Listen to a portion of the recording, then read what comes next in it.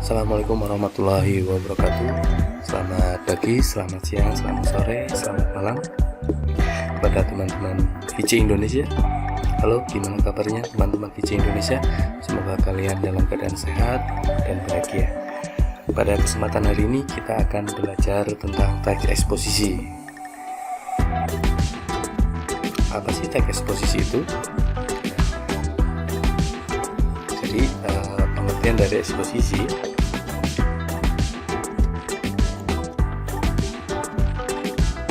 sebelum kita menuju ke pengertian, kita terlebih dahulu mengenal apa kata eksposisi terlebih dahulu.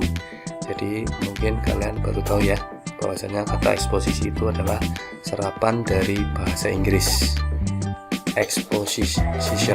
Nah, kata serapan ini memiliki arti sebuah teks yang memberikan penjelasan. Kata ini juga menjelaskan banyak hal tentang kegunaan teks eksposisi. Secara umum, eksposisi, kata eksposisi adalah jenis teks yang memuat beragam informasi dengan jelas. Itu saja dari kata eksposisi kita sudah bisa mengartikan bahwasanya teks eksposisi itu adalah memberikan suatu penjelasan.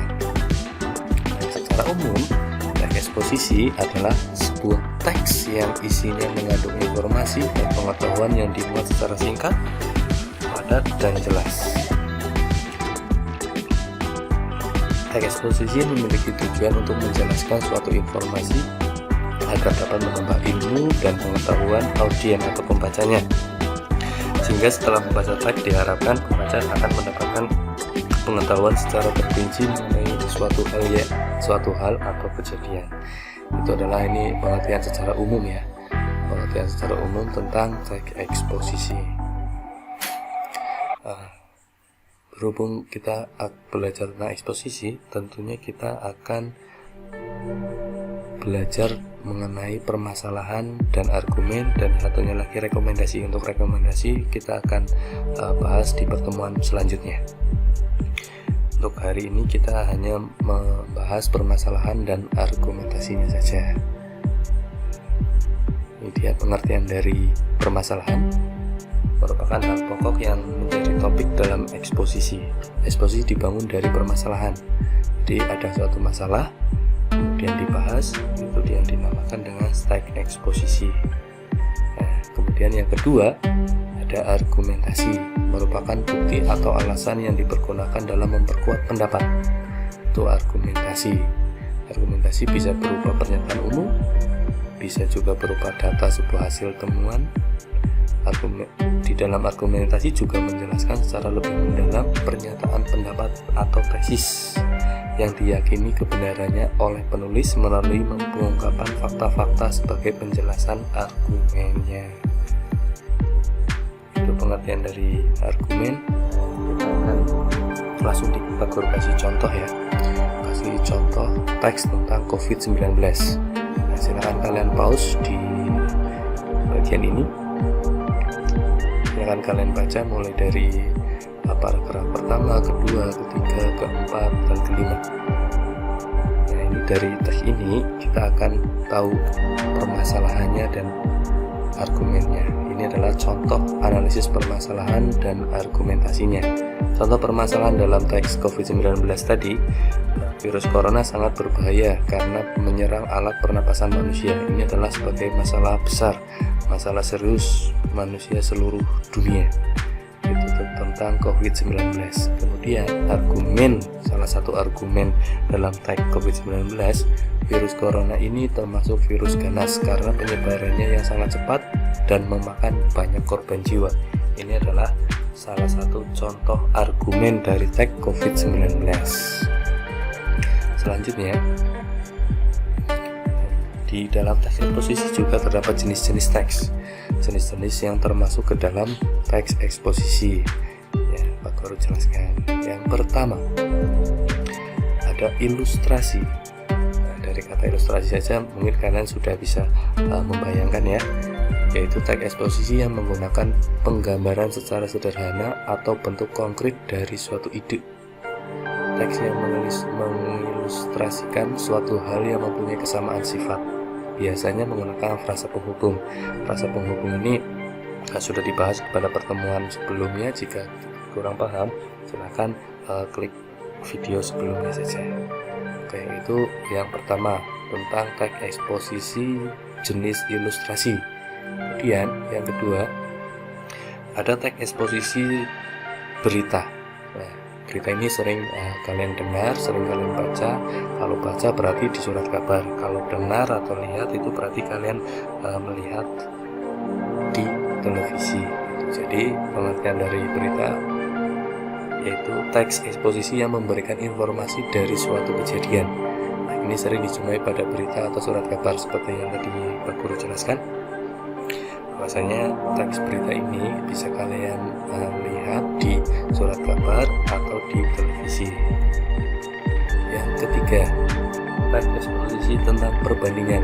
Yang namanya perbandingan tentunya membandingkan satu dengan yang lainnya.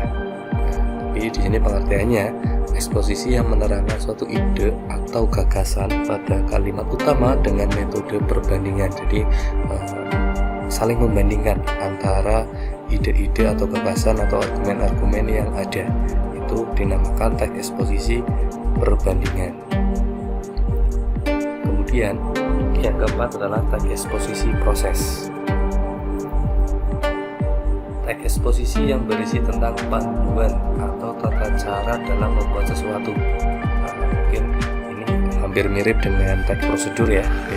Untuk panduan atau tata cara dalam membuat sesuatu itu nanti teks prosedur kalian bisa lihat di kelas 11 atau di video juga sudah ada, di VC Indonesia juga sudah dijelaskan pada minggu kemarin. Yang kelima, teks eksposisi definisi. Jadi teks eksposisi yang berisi tentang pengertian dari suatu objek.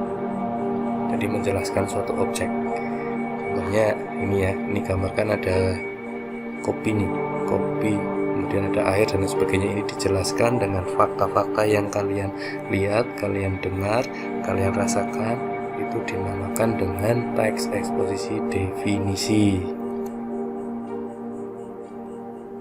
Kemudian setelah ada perbandingan, terus definisi, ada berita. Yang keenam, tentang pertentangan, yaitu teks eksposisi yang berisi mengenai pertentangan antara sesuatu objek dengan objek yang lain.